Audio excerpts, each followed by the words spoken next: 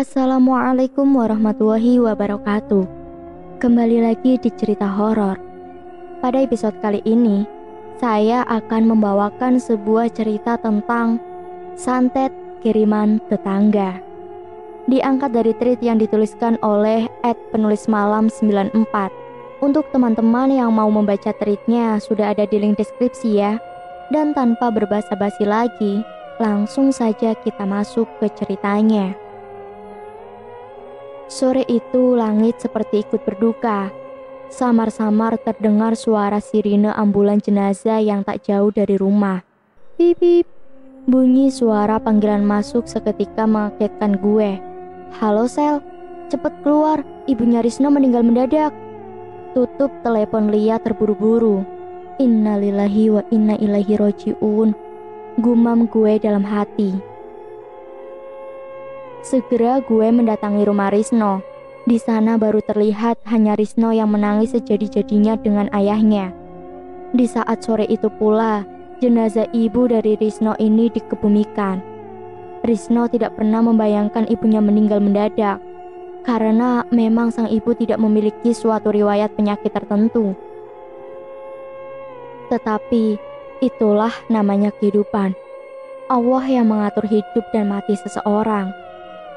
Di pusara sang ibu, Risno meraung-raung menangis seakan tidak menerima kenyataan itu. Tak terasa air mata gue mulai ikut membasahi pipi. Sungguh momen saat itu sangat menyakitkan bagi siapapun tatkala melihat seorang ibu yang kita cintai telah berpulang. Selama hampir 1 minggu Risno seakan tak bernyawa. Kami bertiga tidak sanggup menyinggung kematian sang ibu yang kami tahu penyebab kematian ibu Risno adalah sesak nafas. Dan nyawanya tidak tertolong saat dibawa dalam perjalanan menuju rumah sakit. Hari ke hari tak pernah bosan ataupun lelah kami bertiga menghibur Risno. Bagi kami, ketika salah satu dari sahabat kami berduka, kami pun merasakan duka yang sama. Itulah prinsip persahabatan kami berempat saat duduk di SMA. Kini usaha kami pun tidak sia-sia. Seiring berjalannya waktu, Risno mulai mencoba kuat dan mengikhlaskan kepergian sang ibu. Dari tangis dan kegusaran hati, kini mulai menjadi canda tawa lagi. Hingga suatu ketika, bertepatan di hari ke-40 setelah kejadian memilukan itu, Risno membuka percakapan saat jam istirahat sekolah. 3 hari ini gue selalu mimpi almarhum ibu, selalu dengan baju yang sama, tempat yang sama, dan gestur tubuh yang sama. Ibu melambai-lambaikan tangannya ke gue di kebun belakang rumah sambil ngomong lirih banget. Risno, tolongin ibu nak, ibu masih di sini nak, tolong nak, ibu gak bisa pulang. Gue yang mendengar itu coba buat menenangkan hati Risno. Udah bro, mungkin lo terus kepikiran nyokap meninggal. Doain aja ya, biar almarhum tenang. Iya, ini kan kayaknya pas 40 hari deh setelah kematian almarhum ibu. Bukannya kalau sudah dari 40 hari, sang arwah akan berpulang? Tanya gue sambil menghitung kembali di jari-jari tangan tanggal awal kematian ibu Risno sampai ke hari ini. Iya bener, ini pas 40 harinya meninggal, jawab Irna seraya mencoba ikut menghitung. Oh, mungkin iya. Bapak sih tadi pagi bilang mau beli makanan ringan ke pasar buat nanti sore. Gue sama sekali udah gak inget tanggal. Mungkin nanti malam bapak ngadain tahlil yang ke-40 harinya ibu, sambung Risno. Esok harinya, wajah Risno terlihat nanar. Sikap Risno kini seperti awal kematian sang ibu. Ia kembali menjadi pemurung, tidak banyak bicara. Kami bertiga hanya kembali mencoba menghibur dan menguatkan sebisa kami. Berharap sahabat kami Risno tidak berlarut dalam kesedihan yang panjang. Di sela-sela pembicaraan, Risno kembali bercerita tentang hal yang sama. Tetapi kini wajahnya agak terlihat serius. Ia berkata ibu seperti masih ada di sekitar rumah itu. Risno pun bercerita jika sang ayah seperti mendengar dengkuran almarhum ibu. Bahkan ayah bilang di sebelahnya seperti ada sosok yang ikut berbaring. Tak hanya itu, terkadang bunyi sutil dan penggorengan seperti terdengar dari dapur. Risno paham betul dengan khas suara yang berasal dari dapur. Biasanya, ibu Risno sedang memasak makanan untuk mereka bertiga. Risno mengungkapkan jika sebenarnya selama 40 hari, ia dan ayahnya memang sering merasakan adanya kehadiran almarhum ibu. Tetapi bagi mereka wajar jika selama 40 hari sang arwah masih berada di sekitar rumah orang yang dicintai. Kini ia menambahkan, setelah tahlil sore itu, hawa dingin muncul seperti tidak biasa. Ada angin yang berdesir kuat di sekeliling rumah. Dari pintu belakang dapur terdengar ketukan. Segeralah dibuka oleh ayah Risno. Iya sebentar, sambil membuka engsel pintu. Seketika hening. Gak ada siapa-siapa, jawab ayahnya kembali masuk. Baru beberapa langkah kembali, ketukan yang sama terdengar. Kini sang ayah agak dibuat kesal. Siapa ya?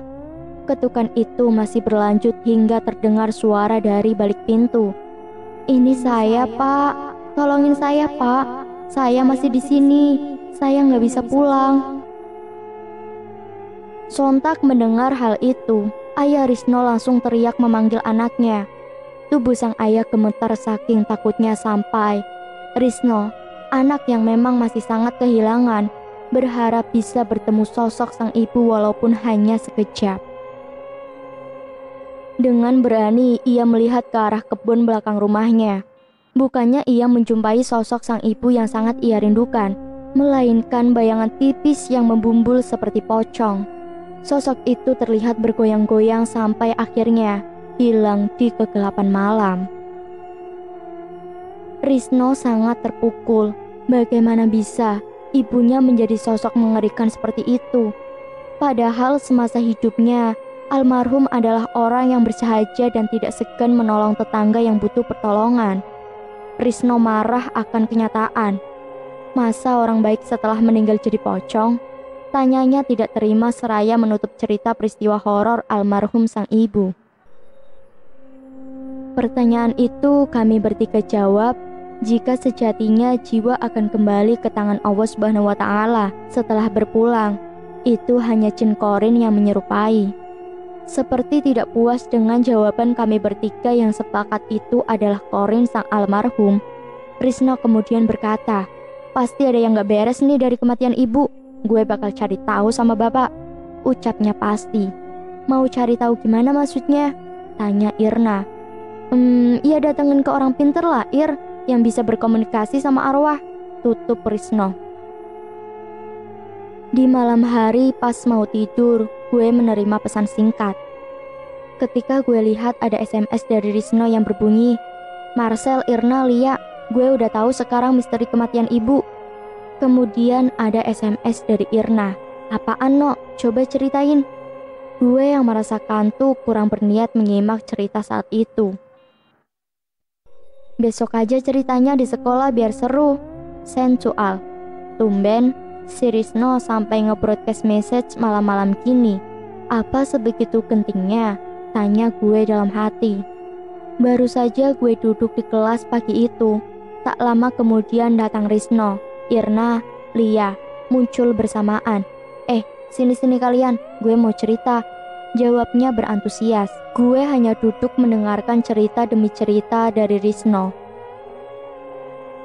Risno berkata jika kemarin ia dan ayahnya telah mendatangi seorang paranormal. Mereka berdua menanyakan perihal peristiwa mistis dan seperti teror setelah kepergian sang ibu. Si paranormal terdiam memejamkan matanya dan mulutnya berkomat kamit. Tak lama, si paranormal melotot ke arah ayah Risno dan paranormal itu berkata, istrimu meninggal disantet. Barang itu masih dikubur di kebun belakang rumahmu. Segera cari sampai ketemu. Kalau tidak, kalian akan tetap diteror oleh sosok pocong itu. Apakah pernah kalian berdua melihat ada gelagat mencurigakan dari tetangga kalian pada malam hari? Ayah mencoba menerawang dan mengingat kembali. Ia hanya menggelengkan kepala. Tetapi saat itu, Risno seperti menyadari sesuatu. Oh, sempat waktu itu, ada tetangga jauh yang tiba-tiba ada di pekarangan rumah, seperti mengamati sesuatu. Setelah saya temui, si istri itu berkata, "Dek, ibu mau minta sedikit tanaman kumis kucingnya ya?" Saya pun mengangguk dan menunjukkan ke arah kebun belakang rumah. Mendengar itu, si paranormal mengangguk-ngangguk. Seperti mengerti akan sesuatu, si paranormal melanjutkan pembicaraannya. "Saat ini arwah ibumu ada di sini." Seraya melotot ke arah Risno. "Menurut arwah ibumu, sehari sebelum ia meninggal, ia melihat sosok pocong yang menindih tubuhnya. Rasanya sangat berat sekali. Dan di hari naas itu, si pocong kembali menindih tubuh ibumu hingga susah bernafas." Mungkin kalian tidak menyadari, sosok pocong itu terus mengikuti dalam perjalanan menuju rumah sakit. Ia membuat ban ambulans saat itu kempes, sehingga nyawa ibumu tidak tertolong sampai ke rumah sakit. Ayo, sekarang kalian cari bungkusan santet yang masih tertanam di kebun belakang rumah kalian. Ketika dalam perjalanan menuju rumah Risno, sang ayah berkali-kali mengumandangkan sholawat. Risno bertanya keheranan, "Pak, kenapa sholawatan? Tumben?" "Nak, kalau kamu melihat sesuatu, segera istighfar ya. Baca-baca doa sebisa kamu, jangan banyak lihat kiri kanan," jawab ayah Risno gemetar. Motor bebek itu terasa lama sampai tujuan. Sepanjang perjalanan hanya ditemani pohon-pohon besar dan jurang-curam di sisi jalan, menambah kengerian malam itu. Baru saja di tengah perjalanan, lampu motor ayah Risno mati. "Duh, mati nak lampu motor bapak. Kamu ambil HP bapak yang ada senternya, coba senterin ke jalan," pinta ayah Risno. Dengan rasa takut dan gemetar menyusuri jalanan gelap sepanjang perjalanan, Risno mengikuti sang ayah, terus melantunkan doa-doa sebisa mungkin. Risno lupa pesan sang ayah untuk tidak menoleh ke kiri dan kanan. Ketika ia melihat ke salah satu pohon besar, terlihat sosok pocong yang duduk di atas pohon dengan mengayun-ngayunkan kakinya. Risno mencoba memejamkan mata dan memeluk sekencang-kencangnya tubuh sang ayah, sembari tangannya tetap memegang senter redup dari HP. Seperti mengetahui isyarat tubuh Risno, sang ayah mencoba menarik gas sekuat-kuatnya. "Alhamdulillah ya Allah, akhirnya sudah masuk desa," ucap mereka berdua. Setelah mereka sampai di rumah, tanpa menunggu pagi, ayah Risno dan Risno membawa cangkul dan penerangan seadanya. Mereka mencangkul setiap sudut yang mencurigakan di kebun belakang itu. Saat itu, Risno seperti ada yang menunjukkan ke suatu arah, dan ketika ia mencoba mencangkul, terlihatlah sebuah kain kafan yang membungkus sesuatu. Diambilnya bungkusan kain kafan itu. Dilihatnya sebuah pisang emas yang ditutupi kertas, yang dipenuhi tulisan Arab gundul. Sungguh di luar logika, mana mungkin pisang itu tidak membusuk setelah dikubur lama. Jam pelajaran sekolah hari itu berakhir. Gue, Irna, Lia, seperti dibuat penasaran tentang kelanjutan cerita Risno yang menggantung. Risno berkata jika sore hari ini ia dan ayahnya akan bertemu si paranormal kembali. Risno sendiri pun masih belum mengetahui motif pasti apa yang membuat si tetangga pengirim santet itu tega melakukan hal demikian. Risno bertutur jika memang almarhum ibunya pernah meminjamkan uang sebanyak 2 kali yang katanya si anak pasangan suami istri ini sakit dan mau operasi usus buntu. Risno paham jika langsung menghardik ke rumah tetangganya tanpa bukti, justru itu akan merugikan dirinya sekaligus ayahnya. Kalau udah, conference call dong, berempat, biar gue gak penasaran lagi, pinta Lia. Risno hanya mengangguk mengiyakan. Sekitar pukul 11 malam, HP gue kembali berdering. Ternyata ada panggilan dari Irna yang sudah tersambung dengan Risno. Kalian belum tidur ya?" tanya Risno di telepon. Lia dan Irna saat itu belum tertidur karena memang Lia sedang menginap di rumah Irna. Gue udah, tapi jadi bangun gara-gara ada telepon, sahut gue. Ya maaf, tapi gue masih penasaran sama cerita Risno. Lagian siapa sih tetangga kita yang sampai tega begitu? Gue ngebelain sampai tidur di rumah Irna nih buat confer call sama kalian. Cerocos Lia. Dah yuk lanjutin ceritanya no, sebelum gue ketiduran. Timpal gue memburu. Nih gue lanjut ya ceritanya. Jadi singkatnya, gue sama bapak gue gak jadi sore kesana. Takut sama kejadian pocong yang ngikutin lagi. Pas pulang sekolah gue mandi, ganti baju, langsung pergi ke tempat si paranormal. Gue juga bawa hasil temuan kain kafan, pisang mas, sama tulisan Arab gundul itu. Untungnya pas siang gak ada apa-apa di jalan. Nah, sampai di rumah si paranormal, gue sama bapak masih nunggu sekitar jam 1 deh. Karena si paranormal ini katanya lagi ngurusin pasien di tempat lain dulu. Pas lagi nunggu di teras rumah si paranormal, kok muncul bau busuk banget dari dalam plastik. Yang isinya yaitu tadi, bungkusan kain kafan dan lain sebagainya. Aneh, padahal tadi pas di rumah tidak ada bau apa-apa. Pas dibuka, pisang mas itu sudah berubah. Sudah benar-benar membusuk, menghitam. Baunya seperti bau bangkai jenazah, bukan bau pisang busuk. Kelihatan juga, sekarang ada banyak belatung yang keluar dari pisang mas itu. Dan si kain kafan itu juga muncul seperti noda darah. Bapak gue nanya, masa iya pisang yang mateng dalam waktu singkat bisa membusuk gitu sampai keluar belatung? Kalaupun kepanasan pas dibawa di motor, gak mungkin deh kayaknya sampai membusuk dipenuhi belatung. Apalagi gak sampai 2 jam. Pertanyaan itu gak gue jawab. Gue hanya bisa menghela nafas. Setelah ditunggu-tunggu, muncullah si paranormal. Segera bakar itu, pinta si paranormal. Ketika api membakar bungkusan plastik, ada bunyi seperti ledakan mercon. Dar! Gue sama bapak kaget dan hanya saling pandang. Tapi pisang tiba-tiba busuk. Tak lama ada bunyi ledakan kecil. Seperti mengetahui apa yang gue pikirkan, si paranormal bertanya. Kamu merasa aneh ya? Maklum saja, ini santet kain kafan pocong. Yang dipakai itu sobekan dari kain kafan jenazah baru. Korban yang kena santet ini pasti rata-rata ikut meninggal. Lalu, apalagi yang kalian masih mau tanyakan? Pak, jika benar si tetangga yang saya lihat saat itu yang mengirimkan guna-guna santet, lalu apa motifnya Pak? Ibu saya ini orang baik Pak. Beliau tidak pernah bermasalah dengan siapapun. Ucap Risno yang diiringi dengan isak tangis. Sang paranormal mencoba menghela nafas. Nak, ibumu bapak yakin orang yang baik dan bersahaja. Tetapi tetanggamu diliputi perasaan dendam yang terlihat dalam terawangan bapak. Si tetangga pernah meminjam uang kepada ibumu, tetapi ibumu menolak memberikan. Itu yang terlihat oleh bapak. Ayah Risno memang membenarkan jika sang almarhum istri pernah bercerita jika ia dipinjami uang 2 kali oleh tetangga yang disebut saja Yati. Yang pertama, Yati memohon jika ia harus membawa anaknya berobat. Yang kedua, Yati meminjam uang untuk membayar seragam sekolah dan tunggakan anaknya.